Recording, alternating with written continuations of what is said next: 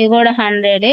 ఇవి అక్కడక్కడ కొంచెం చైన్ వచ్చేసి కొంచెం ప్రెస్సింగ్ లాగా ఇచ్చేస్తుంటారు, అంటే స్క్వేర్ షేప్ లో అక్కడక్కడ ఇచ్చేస్తుంటారు.